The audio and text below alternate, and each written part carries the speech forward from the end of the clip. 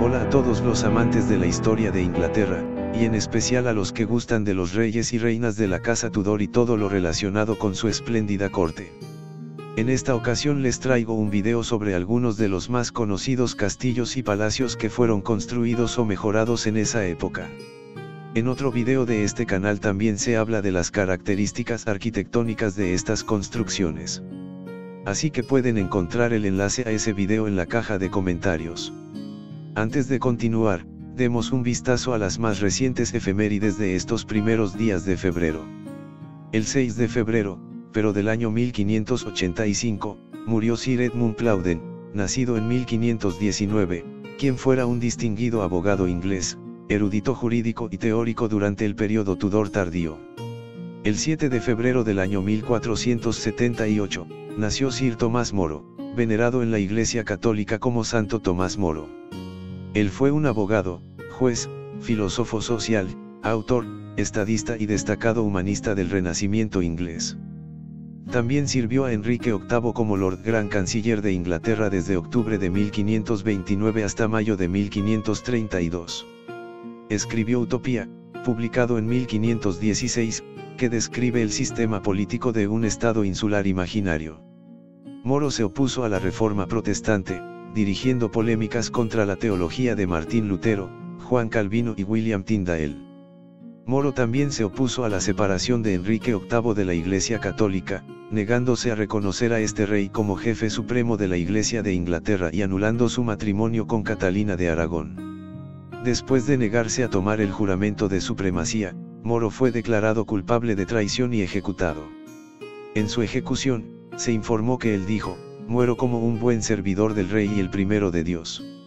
El Papa Pío XI canonizó a Moro en 1935 como mártir.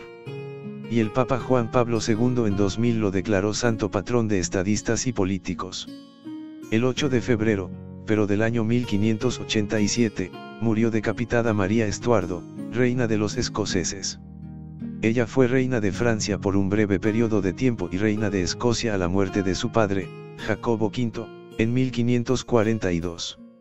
Sus acciones maritales y políticas imprudentes provocaron la rebelión entre los nobles escoceses, lo que la obligó a huir a Inglaterra, donde finalmente fue decapitada como una amenaza católica romana al trono inglés. Y ahora, continuamos con el contenido de este video. El periodo Tudor, que duró desde 1485 hasta 1603, vio una enorme cantidad de cambios en la forma y función de los castillos y palacios. Al comienzo del periodo, los castillos medievales tradicionales se estaban deteriorando y no podían esperar resistir el ataque de la artillería de pólvora de reciente desarrollo. El castillo de Cair del siglo XII, ampliamente considerado como el más fuerte de Irlanda, fue capturado de los rebeldes irlandeses por el conde de Essex en 1599 después de solo unos días de bombardeo. En cambio, se desarrollaron nuevos castillos con paredes más gruesas y torres achaparradas que podían albergar armas de pólvora. Sin embargo, si bien estos nuevos fuertes eran defensas militares altamente efectivas, así como prestigiosas declaraciones de poder, se convirtieron en hogares muy incómodos. Como resultado, los palacios surgieron como la morada favorita de poderosos señores y monarcas. Fue en el periodo Tudor cuando el castillo llegó a su fin como residencia noble y fortificación militar. En cambio, estas dos funciones fueron separadas y cumplidas por palacios y las fortalezas recientemente desarrolladas, respectivamente.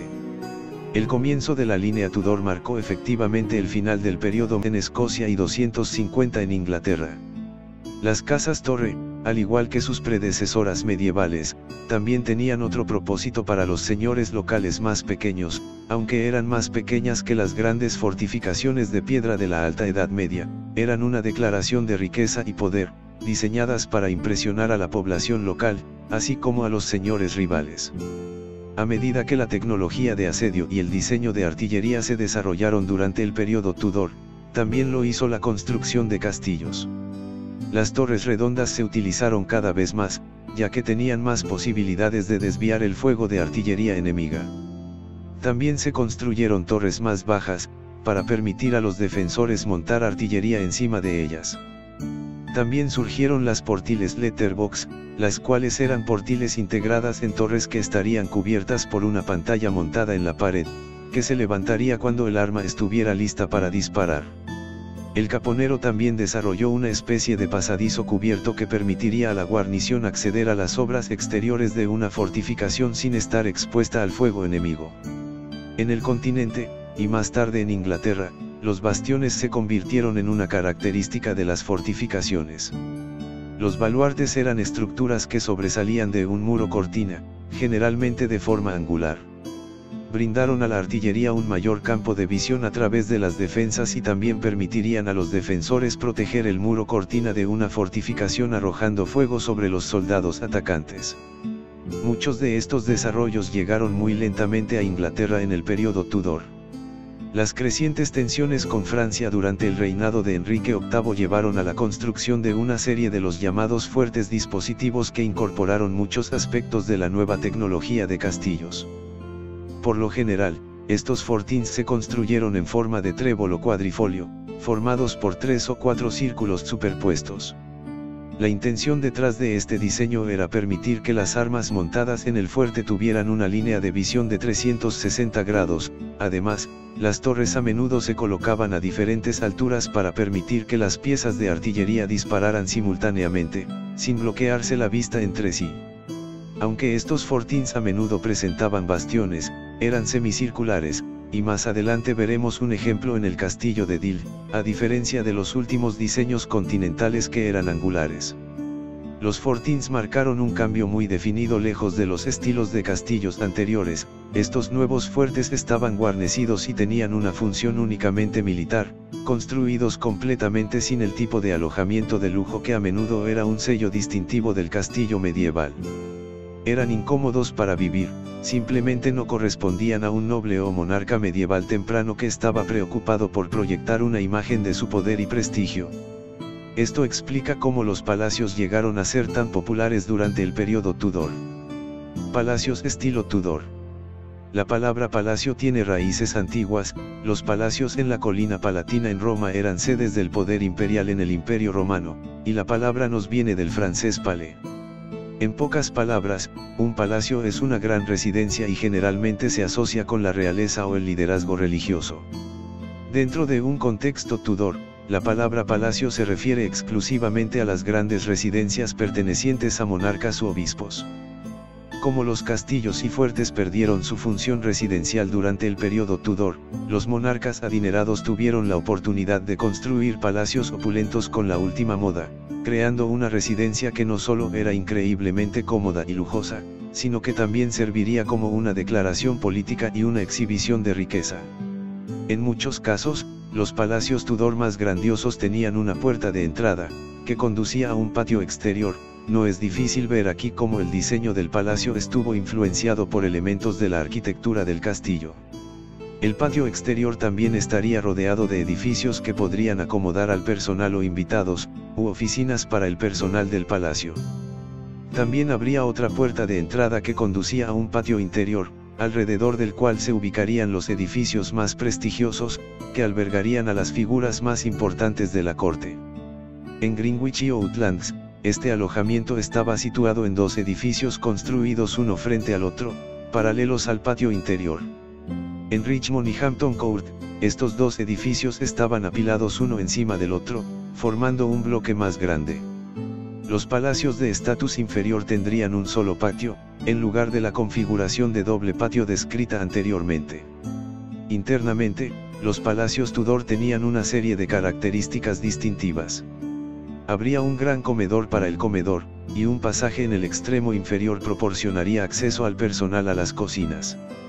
En el extremo superior del salón, el señor de la casa cenaba con familiares o invitados, a veces en una plataforma elevada para reforzar su estatus superior. Naturalmente, estos grandes salones, siendo espacios de recepción, estaban muy decorados, con elaborados trabajos en madera, mampostería y ventanas. Los palacios más grandes también tendrían una puerta en el extremo superior del gran salón que conducía a la gran cámara de vigilancia, otra sala pública finamente decorada. La gran sala tenía múltiples funciones, incluida la de ser utilizada como comedor para altos funcionarios y albergar varias ceremonias. Sin embargo, la función principal de esta cámara era la de sala de espera para los miembros de la corte y los peticionarios que deseaban ser escuchados por su señor. Como tal, la cámara estaba vigilada por miembros de la Guardia Real. Más allá de la gran cámara de vigilancia estaba la última sala pública, la cámara de la presencia, donde un monarca Tudor recibía visitantes y escuchaba a los embajadores. También era el espacio ceremonial definitivo y, por supuesto, estaba muy decorado. El rey o la reina se sentaban en un trono debajo de un dosel en el extremo superior de la habitación. Enrique VIII hizo adornar sus cámaras de presencia con alfombras de lujo. La pintura, La familia de Enrique VIII, representa al monarca Tudor rodeado de símbolos de su gran riqueza, en la cámara de presencia en el Palacio de Whitehall. Es claro ver cómo estos opulentos palacios, con sus espacios ceremoniales cuidadosamente planificados, se desarrollaron a partir de los castillos medievales. Los palacios permitieron a los monarcas Tudor superar las limitaciones físicas que los castillos imponían a la arquitectura ceremonial y simbólica, con un efecto espectacular.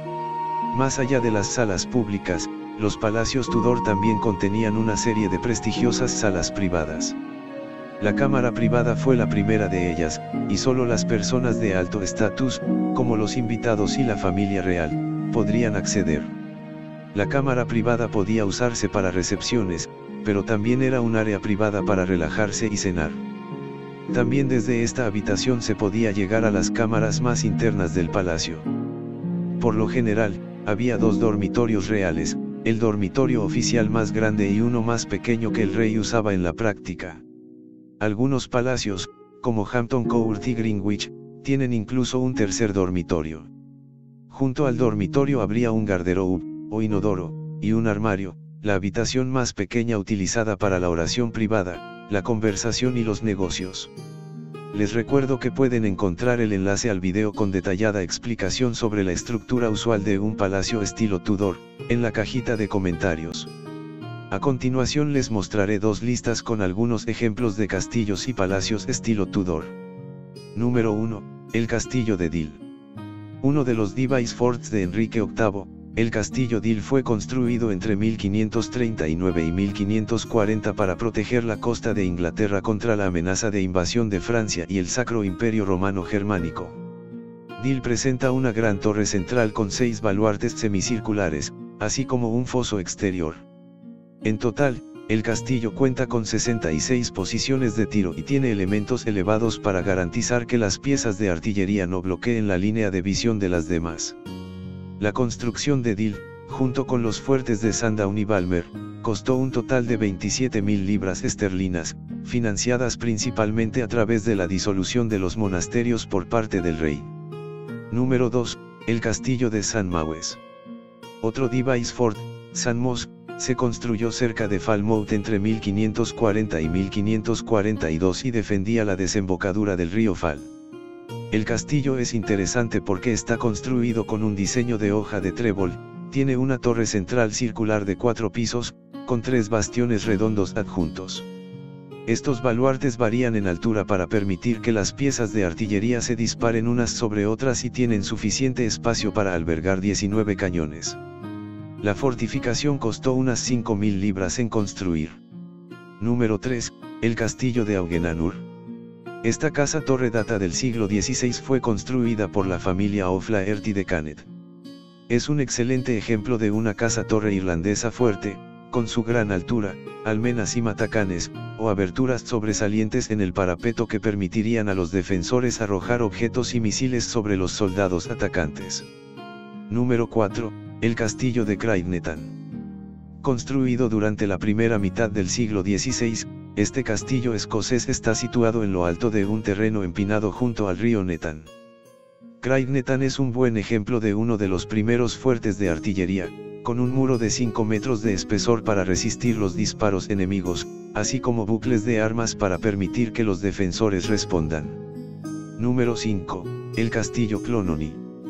Una casa-torre irlandesa construida por el clan MacLaughlin. Clononee cuenta con una imponente torre de 50 pies con matacanes, agujeros, pasajes murales, Dentro de las paredes, bucles de armas, escaleras de caracol y un patio amurallado. Esta casa-torre increíblemente bien diseñada fue cedida a Enrique VIII por John McCoglan. Número 6. El Castillo de los Mares del Sur. Este device fort tiene una forma interesante en comparación con otros que construyó Enrique VIII. Tiene una torre central cuadrada, dos plataformas de armas rectangulares al este y al oeste, y dos bastiones salientes al norte y al sur. Es un ejemplo inglés temprano del estilo continental de Bastion Fort o Trace Italien que se hizo popular en el periodo Tudor. Número 7. El Castillo de Windsor. Un antiguo castillo que data de la época de Guillermo el Conquistador en el siglo XI. Enrique III construyó un lujoso palacio real dentro del castillo a mediados de siglo, y Eduardo III fue más allá, reconstruyendo el palacio para hacer un conjunto de edificios aún más grandioso en lo que se convertiría en el proyecto de construcción secular más caro de toda la Edad Media en Inglaterra. El diseño central de Eduardo duró hasta el periodo Tudor, durante el cual Enrique VIII e Isabel I hicieron un uso cada vez mayor del castillo como corte real y centro de entretenimiento diplomático. El castillo de Windsor no despierta inmediatamente imágenes de Ana Bolena como lo hacen la Torre de Londres y el castillo de Hever, pero de hecho es un lugar que ella visitó en muchas ocasiones. En particular, es en el castillo de Windsor el 1 de septiembre de 1532 donde Ana Bolena recibió el título de Marquesa de Pembroke. Fue una ceremonia lujosa presenciada por muchos miembros de la nobleza. Número 8. El Castillo de Ludlow. El Castillo de Ludlow es una fortificación medieval en ruinas en la ciudad del mismo nombre en el condado inglés de Shropshire, que se encuentra en un promontorio con vista al río Thames. El castillo probablemente fue fundado por Walter de Lacy después de la conquista normanda y fue uno de los primeros castillos de piedra construidos en Inglaterra. En 1501, el príncipe Arturo llegó a Ludlow para su luna de miel con su novia Catalina de Aragón, antes de morir al año siguiente. Sin embargo, el Consejo de las Marcas de Gales siguió funcionando bajo la dirección de su presidente, el obispo William Smith. María Tudor, hija de Catalina de Aragón y Enrique VIII, pasó 19 meses en Ludlow supervisando el Consejo de las Marcas entre 1525 y 1528, junto con su séquito de sirvientes, consejeros y guardianes. La suma relativamente pequeña de 5 libras se gastó en restaurar el castillo antes de su llegada. Isabel I, influenciada por su favorito real, Robert Dudley, nombró a Sir Henry Sidney como presidente del Consejo en 1560, y este se instaló en el castillo de Ludlow. Henry era un entusiasta anticuario interesado en la caballería y usó su puesto para restaurar gran parte del castillo en un estilo perpendicular tardío. Extendió el castillo construyendo apartamentos familiares entre el gran salón y la torre de Mortimer, y usó los antiguos apartamentos reales como ala de invitados, iniciando la tradición de decorar el gran salón con los escudos de armas de los oficiales del consejo. Número 9. El Castillo de Kenilworth. El Castillo de Kenilworth es un castillo en la ciudad de Kenilworth en Warwickshire, Inglaterra, que fue fundado durante la conquista normanda de Inglaterra, con el desarrollo hasta el periodo Tudor. Ha sido descrito por el historiador de la arquitectura Anthony Emery como el mejor ejemplo sobreviviente de un palacio semirreal de la Edad Media tardía, significativo por su escala, forma y calidad de mano de obra. El conde de Leicester amplió el castillo durante su mandato en el siglo XVI, construyó nuevos edificios Tudor y explotó la herencia medieval de Kenilworth para producir un elegante palacio renacentista.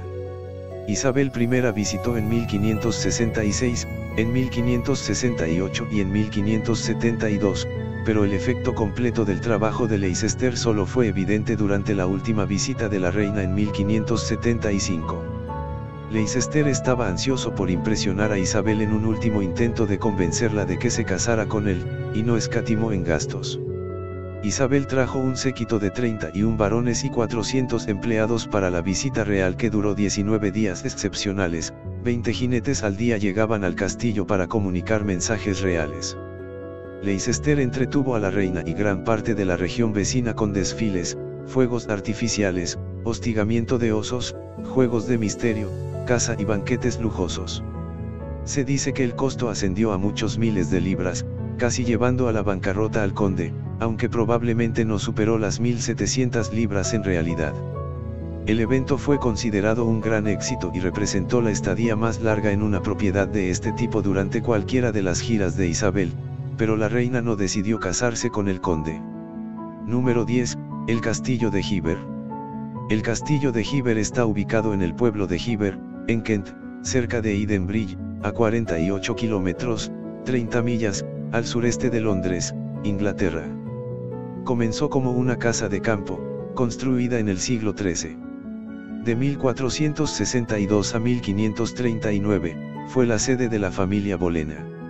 Ana Bolena, la segunda reina consorte del rey Enrique VIII de Inglaterra, nació allí o pasó su primera juventud después de que su padre, Thomas Bolena, lo heredara en 1505. El castillo pasó a él tras la muerte de su padre, Sir William Bolena. Más tarde pasó a manos de la cuarta esposa del rey Enrique VIII, Ana de Cleves. El castillo ahora está abierto al público como atracción turística. Y ahora verán algunos ejemplos de palacios que los Tudor construyeron o heredaron para su uso. Número 1, Palacio de Hampton Court. El enorme y extremadamente lujoso palacio de Enrique VIII, Hampton Court, perteneció originalmente a su cortesano favorito Thomas Wolsey, pero fue devuelto al rey en 1529 después de que Wolsey cayera en desgracia. La estructura que hoy se levanta allí es principalmente obra de Wolsey, que gastó 200.000 coronas para construirla, aunque Enrique VIII añadió algunos elementos para ampliar su capacidad. El palacio tiene un plan simétrico con grandes apartamentos, todos terminados con detalles clásicos de estilo renacentista. Número 2, el Palacio de Greenwich. También conocido como el Palacio de Placentia, el Palacio de Greenwich fue construido originalmente por el Duque de Gloucester en el siglo XV, pero Enrique VII lo reconstruyó ampliamente alrededor del año 1500 y se modeló en torno a 3 grandes patios. Greenwich sirvió como palacio real hasta que fue demolido en 1660, el palacio de Carlos II que pretendía reemplazarlo nunca se completó. Número 3, el Palacio de Whitehall. Este vasto palacio fue la residencia principal de los reyes ingleses desde 1530 hasta 1622, en su apogeo se amplió para contener 1500 habitaciones, convirtiéndose en el palacio más grande de Europa hasta que se construyó Versalles. Whitehall siempre había sido la principal residencia londinense de los reyes ingleses, pero Enrique VIII la convirtió en su residencia principal tras un incendio que destruyó gran parte del cercano Palacio de Westminster. El Banqueting House es el único edificio integral del complejo ahora en pie. Número 4, el Palacio de Oatlands. Este palacio real Tudor, construido por Enrique VIII en 1538 para su esposa Ana de Cleves, se basó en 3 grandes patios y también incorporó una casa solariega existente del siglo XV. Gran parte de la piedra utilizada para construir el palacio se tomó de las ruinas cercanas de la abadía de Chertsey, que se había deteriorado tras la disolución de los monasterios. Poco queda del edificio original, por lo que se llevaron a cabo excavaciones en el palacio en 1964 para redescubrir su extensión. Número 5, el Palacio de Richmond. Richmond fue una residencia real en el río Támesis en Inglaterra que se levantó en los siglos XVI y XVII. Situado en lo que entonces era la zona rural de Surrey, se encontraba río arriba y en la orilla opuesta del Palacio de Westminster, que estaba ubicado a 9 millas, 14 kilómetros, al noreste. Fue erigido alrededor de 1501 por Enrique VII, anteriormente conocido como el Conde de Richmond, en honor al cual la mansión de Sean había sido rebautizada recientemente como Richmond. El Palacio de Richmond fue el hogar favorito de la reina Isabel, quien murió allí en 1603. Siguió siendo la residencia de los reyes y reinas de Inglaterra hasta la muerte de Carlos I en 1649. A los pocos meses de la ejecución de este rey, el palacio fue inspeccionado por orden del Parlamento, y se vendió por 13.000 libras.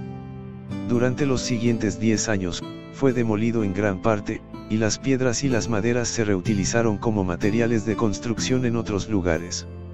Ahora solo sobreviven rastros del antiguo edificio, en particular la Gatehouse. Número 6, el Palacio de Eltham. Adquirido por el rey Eduardo II en 1305, Eltham Palace fue originalmente una gran casa solariega con un gran parque. En 1470 se añadió un gran salón a la mansión bajo Eduardo IV y este gran salón todavía es visible hoy.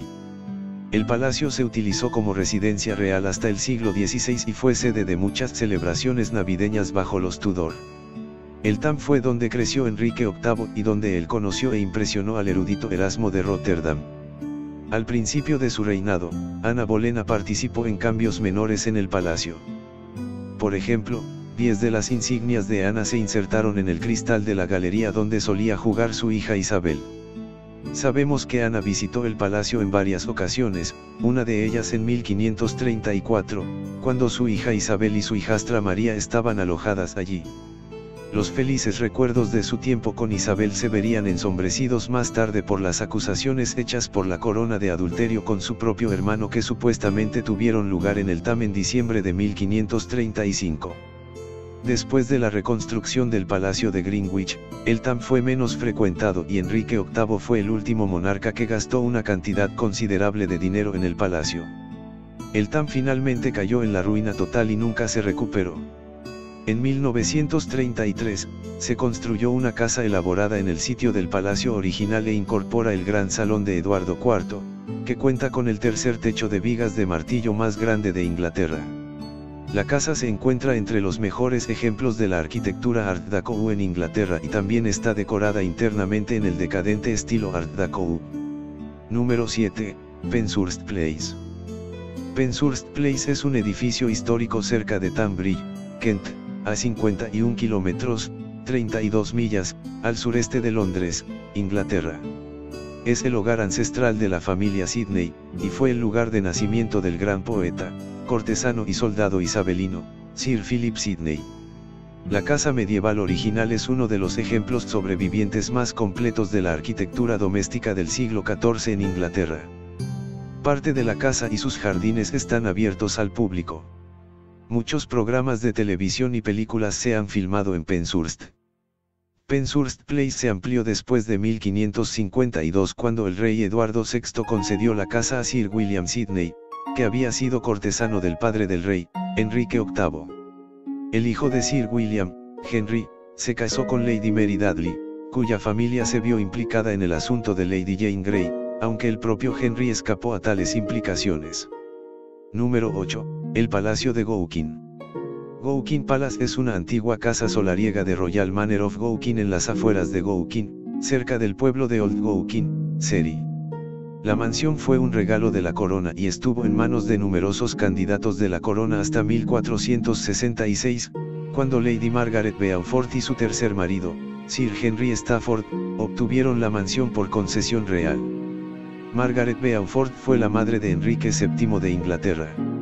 El palacio tenía un foso y se puede dividir en 4 partes: cuadrante noreste, la bóveda de cañón medieval y el salón del rey, construido por Enrique VII en 1508, en el sureste, el jardín del rey en el suroeste, y el bosquecillo al noroeste, una vez el huerto. Enrique VIII visitó con frecuencia el palacio de Gowkin y, durante su reinado, el lugar se sometió a un mantenimiento regular, así como a algunas modificaciones. Durante el reinado de Carlos II en el siglo XVII, el palacio parece haber sido abandonado y prácticamente arruinado. Número 9, el Palacio de Otford. El Palacio de Otford, también conocido como el Palacio del Arzobispo, se encuentra en Otford, un pueblo inglés y una parroquia civil en el distrito Sevenoaks de Kent. El pueblo está ubicado en el río Darent, que fluye hacia el norte por su valle desde su nacimiento en North Downs. El rey de Mercia, Offa, luchó contra los sajones de Kent en 776 en la batalla de Otford. Desde esos tiempos hasta 1537, el palacio fue una de la cadena de casas pertenecientes a los arzobispos de Canterbury. Fue reconstruida alrededor de 1515 por el arzobispo Baham para rivalizar con la del cardenal Wolsey en Hampton Court. Enrique VIII obligó al arzobispo Thomas Cranmer a entregar el palacio en 1537. Cuando Enrique murió, el palacio cayó en ruinas. Los principales restos que sobreviven son la torre noroeste, la galería inferior, ahora convertida en cabañas, y una parte de la gran puerta de entrada. Hay más restos en terrenos privados, y una sección del muro delimitador se puede ver en Bubblestone Road. Número 10, El Palacio de Beaulieu. Beaulieu es un antiguo palacio real en Boreham, Essex, Inglaterra, al noreste de Chelmsford. La parte superviviente es un edificio catalogado de grado 1. La propiedad está actualmente ocupada por New Hall School. En 1516, Tomás Bolena, padre de Ana Bolena, vendió New Hall al rey Enrique VIII por 1000 libras esterlinas. El rey reconstruyó la casa con ladrillos a un costo de 17.000 libras esterlinas. Dio a su nuevo palacio el nombre de Beaulieu, que significa lugar hermoso en francés. El nombre expresó el deseo de Enrique por las cosas buenas, aunque el cambio de nombre no duró más del siglo. Y bueno amigos, hasta aquí este video con algo de explicación y ejemplos de algunos de los más famosos castillos y palacios que los Tudor construyeron y diagonal o ampliaron para su uso y el de su corte. Quisiera que mencionaran en los comentarios otros nombres de castillos y palacios relacionados de alguna forma con esta época. No olviden suscribirse al canal, para que estén al tanto de